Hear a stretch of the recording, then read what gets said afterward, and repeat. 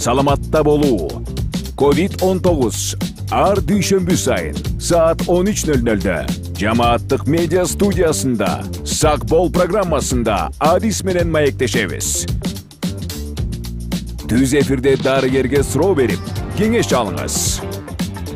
Бизге Facebook, YouTube'дагы Жамааттык медиа баракчалары аркылуу кошулуңуз. Ошондой эле аймактардагы Жамааттык медиа радиолорунан угуңуз. Кутман күнүңүз менен көрөрман жана угарман Жамааттык медиа студиясында Сак бол программасы өз эфирин баштайт. Эфирди мен Айгерим Котбекова алып баруудамын. Саламаттык сактоо министрлиги жыл сайын февраль айында 18 жаш курактан жогорку эркектерди жооптуу болот республикалык бир айлык акция жарыялайт.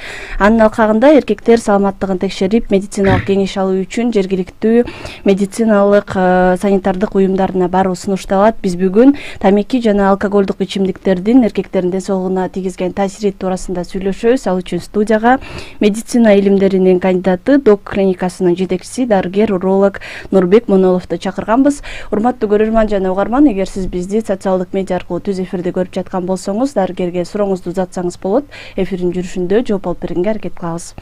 Саламатсызбы, студияга кош келдиңиз. Саламатсызбы.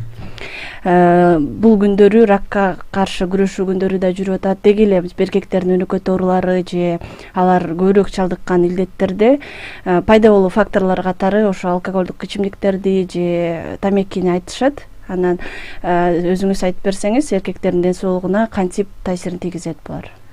Эми Минздрав жакында эле бир публикациясын көрдүм. 52% бул жүрөктөн каза болушат экен, жана инфаркт, инсульт дегендер, жана экинчи месте да ошо рак оорулар экен да. 12%дан өйдө деп турбуду. Ошолда негизи эле биздин ден соолук 3 нерсеге көз каранды. Биз эмнени жейбиз? Оозубуз менен ооруну киргизебиз, демибиз менен ооруну киргизебиз, анан кулагыбыз менен, мээбиз менен, то есть жана жаман информацияны, жакшы информацияны туура обработка кыла албасак, мээбиз анда дагы өзүнчө бир оорулар пайда боло берет да. Ошо айланага көз карандырыбыз, жаратылышка көз карандыбыз да. Албетте анан эми тамак менен деле кандай тамак, сапаттуу тамак ичип атканыбызды билбейбиз да. Эми ал айла жоктук дегенде, чын текшерген киши жок, балким текшергендер да бардыр. Бирок эми алкоголь анан тамеки бизге зыян экенин баарыбыз билебиз, бирок эмнегедир ал жака көп көңүл бурбайбыз да. Алкоголь дагы, арак дагы, тамеки дагы бул ооз менен кирет да. Бирөөнү жутуп киргизебиз, бирөөнү өпкө менен киргизебиз да. Анан ошо алкоголдун канча доза, кээ бирөө айтат мынча 50 грамм ичип койсо эчтеке болбойт, бул дары деп, кээ бирөө 30 грамм дейт, кээ бирөө мынча, кээ бирөө тамекиге караганда арак зыян дейт да. Ошондой эми бул жөн эле элдин сөзү да. Мындай чын-чынына келсек, бир дагы доза пайдасы жок да арак ичимдердин. Албетте бир медицинский максат менен беребиз, бирок ал деген доктурлар гана аны чечет да, кандай болуш керек. Тамекинин дагы бир дагы пайдасы жок. Негизи эле тамеки менен алкоголь экөөнү тең. Мындай мен айтам да, ошо жалпы бир кишиге зыян келтирсе мейли эле депчи. Мисалы арак ичкен да алкаш болуп кеткендер дагы бар. Өзүнүн ден соолугун өлтүрүп, өзүнүн акчасын корото берсе мейли. Бул бир киши эле кыйналып атат да, бирок алкоголдун да тамекинин да коомдук зыяны бар да. Мисалы үй бүлөсүндө атасы деп коелукчу, эгерде алкаш деп коелукчу, мындай түз эле айталык. Ал деген өзүнүн мини коомуна, анан мындай чоң коомуна дагы таасир этет да. Мини коому бул үй бүлөсү да. Мисалы аялы бар, балдары бар дегенден арак көп ичкен киши бул акча жагынан дагы кыйнала баштайт, плюс айланадан уяла баштайт. Плюс ичип алган киши дагы мындай зөөкүрдүгүн көргөзөт, же наоборот эчтеке кылба, безделиясын көргөзө, жыгылып үй бүлөсү кыйнала баштайт да. Мисалы көбүнчө кыздары болсо, кыздары уяла баштайт, коомдон уяла баштайт. Атам алкаш дегенден көп ичет деген уялып, коомдон дагы уяла баштайт. Анан ошондой кыздар көбүнчө комплекс менен чоңоет да. Ошондуктан даже нормально эрин танда албайт да. Анткени уялат. Мен атам алкаш болсо, бирок мен сонун жигит менен таанышып атсам, анын үй бүлөсү сонун экен, мен буга тие албайм го деп уялып, анан өзүнө окшогон алкаш атасы бар теңин тандай баштайт да. Ошентип анан үй бүлөлүктөгү проблемалар башталат да. Плюс албетте жумуштан пайда алып келбейт. Пайда алып келип аткан генийлер да арасында болушу мүмкүн, бирок конце концов баары бир аларды увольнять этет. Анткени ичип алган киши, мисалы медик болобу, милиционер болобу, водитель болобу, ичип алып жумушту кылбаш керек да. Ошондуктан алар жумуштан дагы кыйнала башташат, кетет, жумушка зыяндын келтире башташат. албетте анан үй бүлөлүк жана финансовый экономический дагы проблемалар башталат да. Тамеки деле ошондой өзүнүн эле ден соолугун өлтүрө берсе бир жөн да, бирок айланасы пассивный курильщиктерге айланат да. То есть жанына отурасың да барбы, тоже үй бүлөсү болобу, аялы болобу, балдары болобу, же болбосо чекпеген дос тааныштары болобу, аларды пассивный курильщик кылат да. Анан доказано, что тамеки бул деген, мисалы мен урологмун да, табарсыктын себеби бул тамеки да. 95% рак, табарсыктын рагы бул деген тамеки чеккендердики болот да. Өпкөнү айтпай эле коелук, эми өпкө биринчи очередь, анан даже табарсыкка зыяны бар да. Рак деген айтып атабыз, ошол деген именно только курение менен келет да. Анан пассивный курильщик кээ бирөөнүн аялдарына дагы өтөт да. Баары эле мондай чувствительный эмес, бирок аял чувствительный болуп калса, аялдын дагы табарсыгына рак алып келиши мүмкүн да. Балдарын айтпай коелук, эгер атасы же болбосо мамасы чеккен үй бүлөнүн балдар сөз чегет деген дагы правило бар да. Атасы менен апасы чекпесе, балдары дагы чекпегенге көп шансы бар да. А бирөөсү чегип туруп, бирок балдарын чекпегиле деген, бул орусча айтканда дохлый номер да. Баары бир балдары, эми атасы чегип аткандан кийин балдарын эмнеге чекпегиле? Биз пример менен дагы көргөзүшүбүз керек да. Анан чеккен боюнча дагы Европа, Американын тажрыйбаларын айтып келекчи. Аларда сон закон чыккан, кичинеден кирип атат. Мисалы Америкада тамеки чеккен киши врач болуп иштей албайт, медик болуп иштей албайт да. Алар жумуштан кетет. Жумушка орношуп атканда прям договор кылат да. Мен тамеки чекпейм деген пунктуна кол койгон болсо, анда жумушка алышат. Тамеки чеккендерди алышпайт. Илгерки мужун чегип калгандар бар да, алар менен дагы договор түзүлүшкөн. Мындан ары чекпейсиңер, же болбосо больницанын территориясында чекпейсиңер депчи. Бирок Америкада күчтүүрөөк, чеккендерди вообще жумушка албай калышкан да, медик врачтарды. Ооба. Негизи чын эле сиз айткандай, алар бардыгын түшүнүп турган адам катары үлгү көрсөтсө жакшы болмок. Анан биз жогоруда негизи тамеки өпкөгө жана спирт ичимдиктери боорду талкалайт деп мындай жөнөкөй жарандар эң жакшы даана биле алышат, а башка органдарга, башка жерлерге кандай таасирин тийгизет экенин жакшы билбеши мүмкүн. Мисалы, көбүрөөк кайсы ооруларга дагы чалдыктырышы мүмкүн? Мисалы, тамеки жөнүндө айтып коелук, тамекини айтып кетпедим, табарсыктын ракы да, андан рактан кийин, табарсыктын рак болгондон кийин 70% рецидив, то есть 70% случайда операция засак да кайра кайталанат да, оору. Бул чоң көйгөй да. Анан башка жагын айтпай эле коеюн. Мисалы, тамеки чеккен жана жүрөк ооруларга дагы алып келет. Жүрөк ооруларга алып келген соң, бул деген жыныстык ооруларга да алып келет да. Мисалы, мага аябай көп эркектер кайрылышат. Жыныстык алсыздык менен, эректильная дисфункция деп коебуз, же импотенция деп коебуз мурунку сөз менен. Бул себеби дагы рак деп койгон тамеки да. Тамеки анткени кан тамырларды өлтүрөт. Кан тамыр, кан жакшы жүгүрүп турса, биз деген сонун дем алабыз, сонун чуркайбыз, жыныстык мүчөбүз эркектерге жакшы иштейт дегендечи. Эгерде кан тамырлар жабыла баштаса, мисалы тамекиденчи, жыныс мүчөнүн эми иштеши деген бул кан тамыры менен кан жакшы келет, жыныс мүчө жакшы турат. Ал дагы жаман болушу мүмкүн да. Анан плюс башка оорулар, сахарный диабет болобу, гипертонический болезнь, ожирение баарын тең бул тартып келет да. Бул именно урологияга эмес, же болбосо табарсыкка эмес, же өпкөгө эмес, бул жалпы эмеге таасир этет да. Мисалы, инсульт менен инфаркттан эң көп өлөт экен да. 52% Минздравдын далили боюнча бул инфаркттан өлөт экен. Анын рисктер жазылып турат да. Бул ожирение, анан курение деп дагы турат да. Балким биз куренияны, балким мисалы наследственный деп коелучу, тукум кубалаган ооруларды эми күрөшө албайбыз, айла жок, биз төрөлүп калдык. Бирок лишний вес менен күрөшө алабыз да. Биздин оосубузду тыйсак эле. Тамеки чеккен менен күрөшө алабыз да. Биздин оосубузду тыйса эле. То есть өзүбүздүн жашообузду өзүбүз сапаттуу кыла алабыз, же болбосо мындай көбүрөөк сапаттуураак жашаганга да мүмкүнчүлүк бар да. Эгерде ушу тамеки же болбосо оосубузду мындай колдон келген нерсе деп айтып, колдон келген нерсени өзүбүз эле кылып калсак болот да. Чоң рахмат. Азыр угармандарга кайрыла кетейин. Урматтуу Жамааттык медианын көрөрманы жана угарманы, сиз түз эфирдеги Сак бол программасын көрүп жатасыз. Биз бүгүн тамеки жана алкоголдук ичимдиктердин ден соолукка тийгизген таасири туурасында сүйлөшүп жатабыз. Суроолорго медицина илимдеринин кандидаты, док клиникасынын жетекчиси, дарыгер уролог Нурбек Моңолов жооп берип жатат. Сиз дагы сурооңуз болсо жазып калтырсаңыз болот. Эфирдин жүрүшүндө жооп алып бергенге аракет кылабыз. Биз маекти андан ары улантсак, жана сиз айтып жаткан мындай көз карандылык же коркунучтуу белгиге алып барган учурлары качан? Анткени кээ бир адамдар мисалы тамекини аз өлчөмдө эле чегип жатам, же ошо спирт ичимдиктерин деле өтө көп колдонбойм деп ойлошу мүмкүн да. Ошол боюнча айтсаңыз.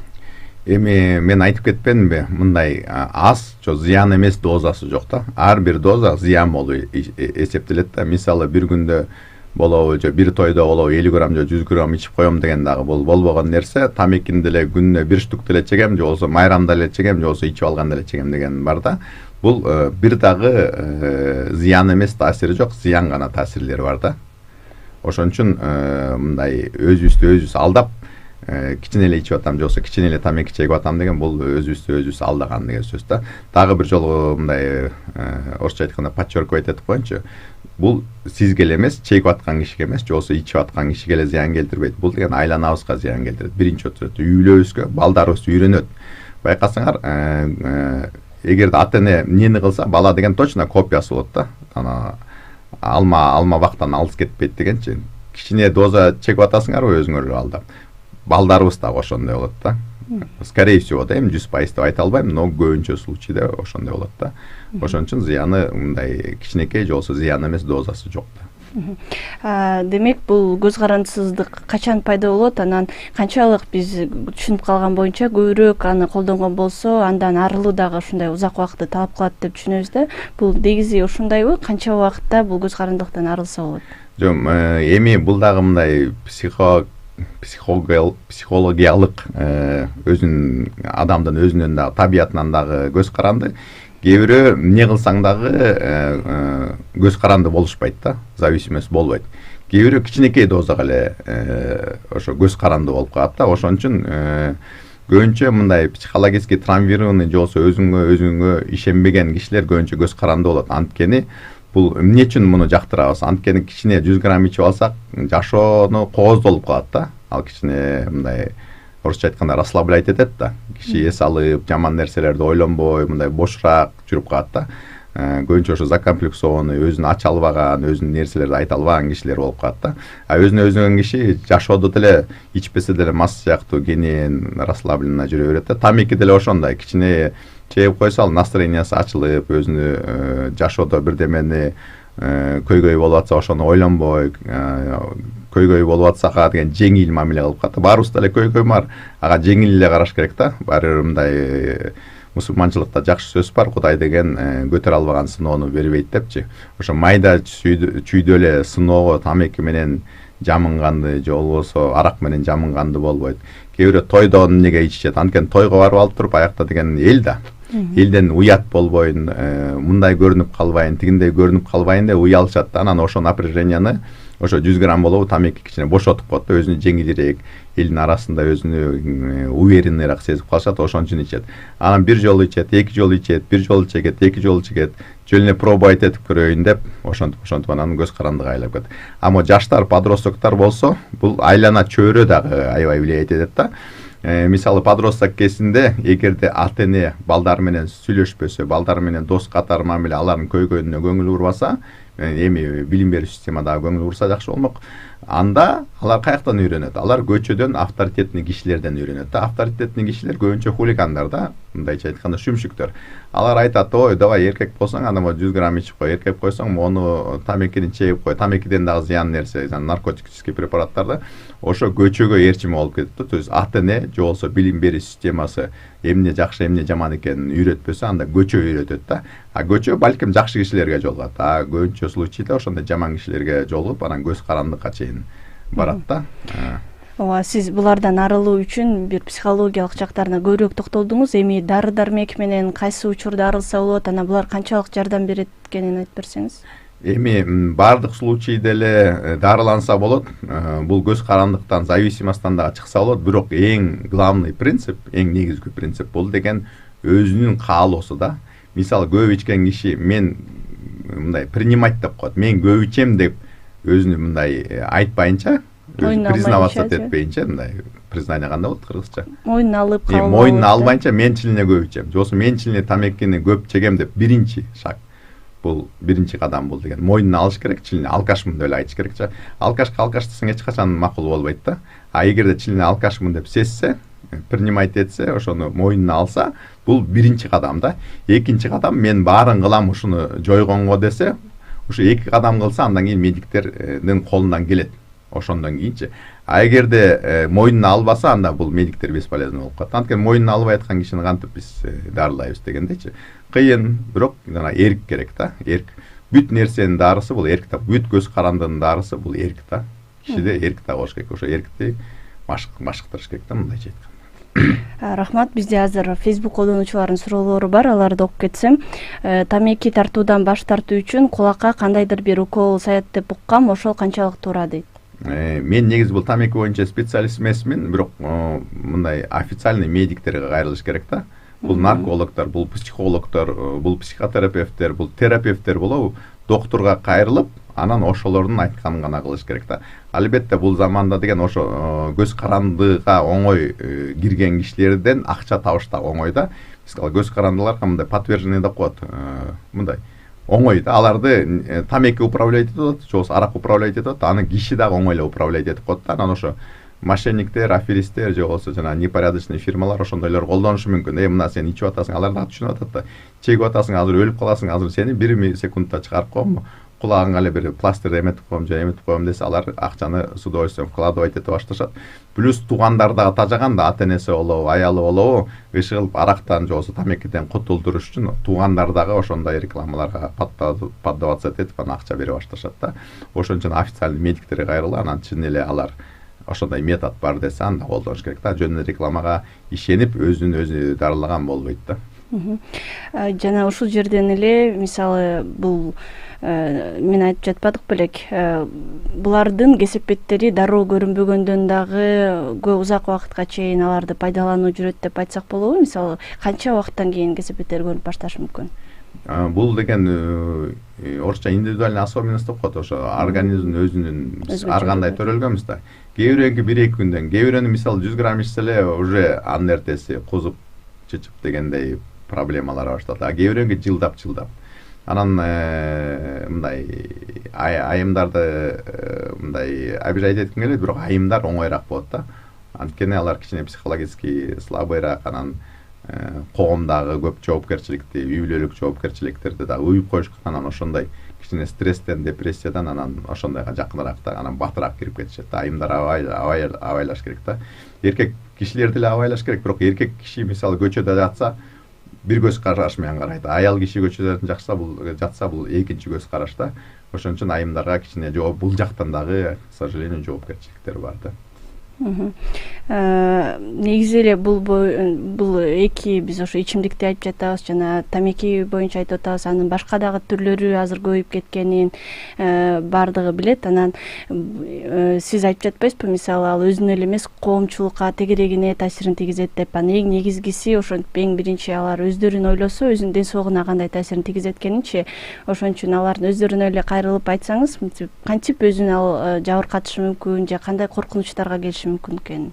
Азыр эми жашоо өзгөрүп атпайбы, заман өзгөрүп атат дегенде кыймылдай берет. Анан бул арак, анан тамеки деле өзгөрүп атат. Мисалы электронный сигареталар чыкпады, түрлөрүчү. Кээ бирөө тамекини тышташ үчүн ошо эмне деп коет, вейп деп коебу, электронный сигареталарга өтөт тышташ үчүн. На самом деле электронный сигареттер тышташ тамектен да кыйын да. Табактан кара электронный сигареттер тышташ кыйын. Плюс жанагы көз карандылык батыраак, андан чыгыш да кыйын да. Электронный сигареттин көз карандылыгы хуже, чем табак, чем неге? Анткени аякта дагы никотин бар да. Тамекини ошон үчүн чегишет да. Дозировкасы неконтролируемый, мындай чоң да. Алар никотинди мындай масляный, жидкий кылып, электронный кылып койгон да. Чоң дозалардан келет, анан жанагы расслабление, кайф мындайча айтканда дозасы көбүрөөк, күчтүүрөөк. Анан никотин аябай көп кирет. Табактан күйүп сүйүп атып бир азыраак дозасы кирет да. А электронный аябай зыян, көз карандырык жаман. Андан точно чыкпайт да, эгерде ошондой электронный сигареттер өтсөчү. Эмнеге ал модно болуп кетти? Анткени анын жыты жок. Жыты болсо дагы ароматный жакшы жыттары бар. Плюс мисалы тамекиден какой-то жоопкерчилик бар болчу, үйдүн ичинен чыга албачысың. Элдер ата-энесинен коркушчу, жыттанып калам депчи.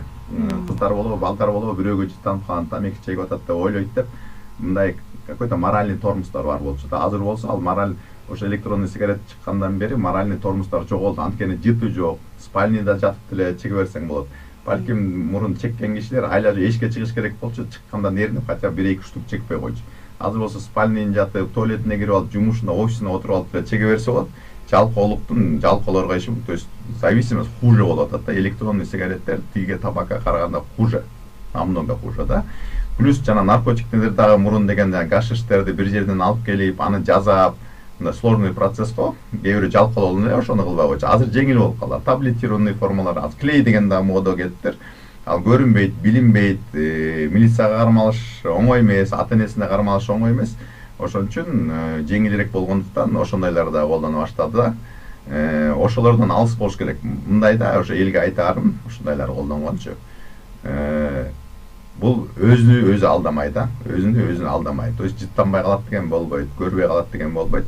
Баары бир бул деген өзүнө таасир, айланасына таасир, өзүнүн тукумуна, өзүнүн сапаттуу жашоосуна, жыныстык жашоосуна дагы зыян, бүт баарына зыян да. Анан жөн эле эрк керек. Бул жашоодо мындай бош жүрсөк, расслабленно жүрсөк, айлана жөнүндө ойлонбой өзүбүздүн өнүктүрүүбүздү ойлонсок, бирөөнү уят деп же болбосо тиги авторитет айтып атат, тиги коомго кошулбай калам, тиги досторума кошулбай калам, чекпей койсом, ичпей койсом деген андан алыс болуш керек да. Мындай лучше жалгыз болгон. Эми жалгыз десе мындай путать этпеш керек. Жанагы жалгыздык менен анан жалгыз болгум келет деген мененчи. Жалгыздык деген эми жалгыз бирөөлөр сен менен сүйлөшкүсү келбей атат, сен жалгыз калдың. Сени мындай түртүп салса, бул чын эле жаман нерсе.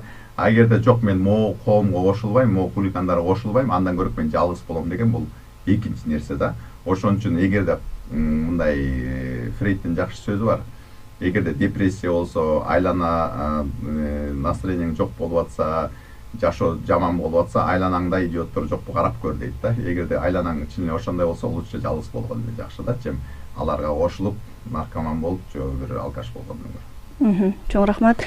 Бизде Facebook колдонуучуларынын кийинки суроолоруну окуй кетейин. Ошо эркектердин ден соолугуна терс таасирлерин билип туруп, эмне үчүн тамекини ташташпайт дейт. Башында билбейт да. Башында бир жолу эчтеке болбойт деп ойлойсуз. Баарыбыз эле мындай көп эле өтөт да. 99% баары бул жаман шактардан өтөт. Мындайча айтканда сыноодон өтөт да. Ошо бирөө тамеки сунат, бирөө наркотик сунат, бирөө 100 грамм сунат. Кээ бирөө пробовать этет. Ошо пробовать этип, бул мейки эмес экен дегенди түшүнүш керек да. Аны, честно говоря, билим берүү система же болсо ата-эненин тарбиясы керек да. А кээ бирөө эми мейли экинчи жолу эчтеке болот, эми мейли үчүнчү жолу эчтеке болот, мейли бир ошентип анан жанагы зависимостька кирип кетишет да. То есть ошо ойдон чыга албай калышат. Андан кийин билишет, мейли бир жолу кылып коеюн дейт, болбойт, эки жолу кылып коеюн деп ошентип анан чыкпай калышат. Ар бир тамеки чеккен киши, даже арак ичкен киши тыштаганга аракет кылат. Бирок эрки жетпейт да. Анан жетсе дагы мындай түшүнгүсү келишпейт, мындай будущийди, келечекти жаап салышканда келечекте эмне болорун билишет принципечи. Бирок мээси кадимкидей бул оору да, ошон үчүн оору муну жаап салат да. Келечекте мисалы жумушун жоготорун билет, ажырашаарын билишет, оорулашаарын билишет, бирок мээсинде ошондой механизмдер жабылат да. Келечекти жаап салышат. Ал жөнүндө ойлонбой, азыркы күнүмкү жанагы орусча айтканда кайфты ойлонуп жүрө беришет да. Бул оору, ошон үчүн специалисттерге кайрылыш. Эгер чыга албай атса, специалисттерге кайрылыш. Эми биз ракты айтып атабыз, анан деги эле сиздердин бейтаптар учурда кандай оорулар менен келишет? Мен урологмун да, мен док клиникада иштейм. Анан биздин клиника урология боюнча Зара Таштар оорусу, анан аденом боюнча лидерлердин бирибиз да. Көбүнчө ошолор келет. Эркектердин ден соолугу, эркектер көбүнчө ошо жыныстык проблемалар менен, же болбосо балалуу боло албай аткан проблемалар менен көп келишет да. Демек, бул эки адат тукумсуздукка алып келет деп айтса болобу? Албетте, бул бирден бир себеби, бул деген алкоголизм, арак, анан тамеки чеккен да тукум. Ошондойлор көргөндө биз сөзсүз түрдө айтабыз. Мондай кылбаш керек, мындай кылыш керек. Жанагы ден соолуктуу жашоо менен жашаш керек деп түшүндүрөбүз. Оостон кирет деп атпайбыз, ошо тукумсуздук алыс деле оостон кирет. Анын бирөө арак менен тамеки. Яна электронный да кошуп, тамеки деле экинчи роль ойноп калды окшойт азыркы заманда. Электронный сигареталар болуп калды азырчы. Негизи эле бул топко кирген бардык нерселердин баарын эле кошуп туруп, ошол негизи жалпы экөө, бирок булардын ичине майда-майда бөлүктөр болуп, түрлөрү катары сунушталып жатпайбы? Ошентип санай бериш керек да алардын баарын. Тамеки деп айтып коюшубуз керек, жалпысынан. Жалпысынан.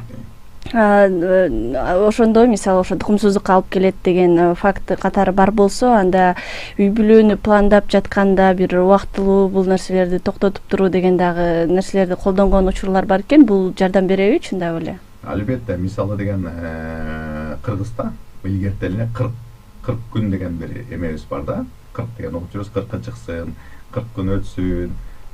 Дагы ушул ошондой салттар бар да. Бул илгери биздин эл мындайча айтканда мудрый болчу окшойт.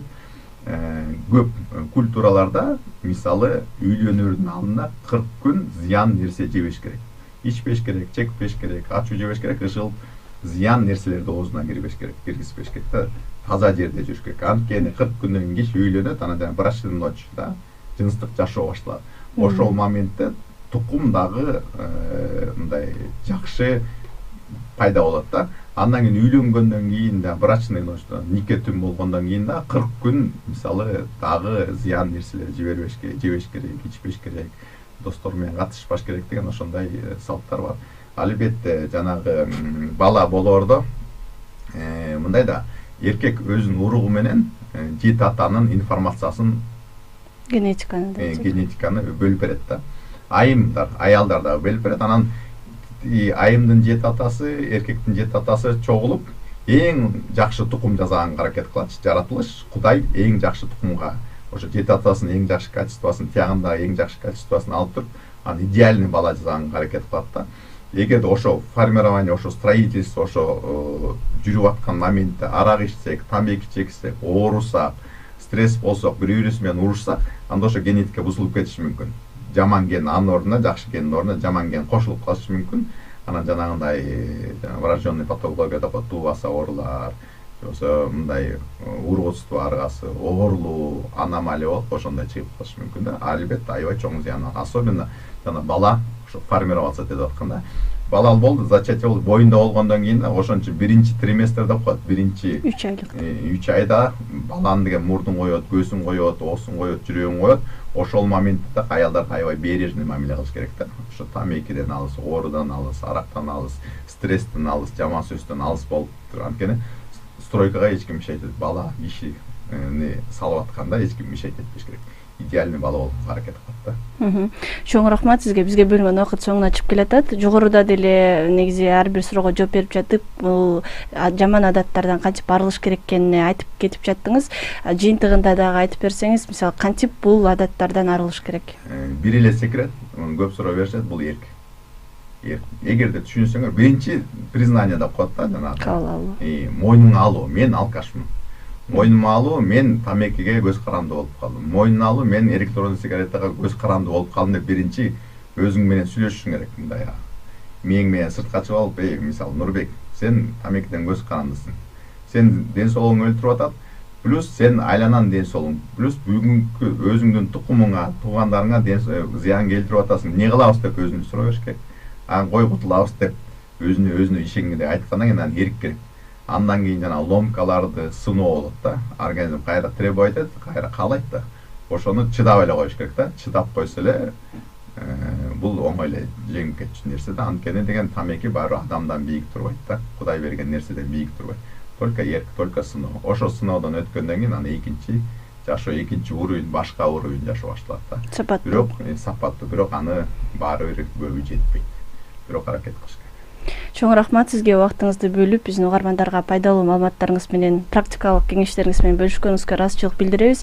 Урматтуу Жамааттык медианын көрөрманы жана угарманы, сиз түз эфирдеги Сак бол программасын көрдүңүз. Бул жолу биз тамеки жана алкоголдук ичимдиктердин эркектердин ден соолукка тийгизген таасири туурасында сүйлөштүк. Бүгүн биздин студияда мейманда медицина илимдеринин кандидаты, док клиникасынын жетекчиси дарыгер уролог Нурбек Монолов болду. Эфирди мен Айгерим Котбекова алып бардым. Кайрадан эфир аркылуу амандашканча саламатта туруңуз. Ден соолук, саламатта болуу. COVID-19 ар дүйшөмбү сайын саат 13:00-дө Жамааттык медиа студиясында Сак бол программасында адис менен маектешебиз. Түз эфирде дарыгерге суроо берип, кеңеш алыңыз. Бизге Facebook, YouTube'дагы Жамааттык медиа баракчалары аркылуу кошулуңуз. Ошондой эле аймактардагы Жамааттык медиа радиолорунан угуңуз.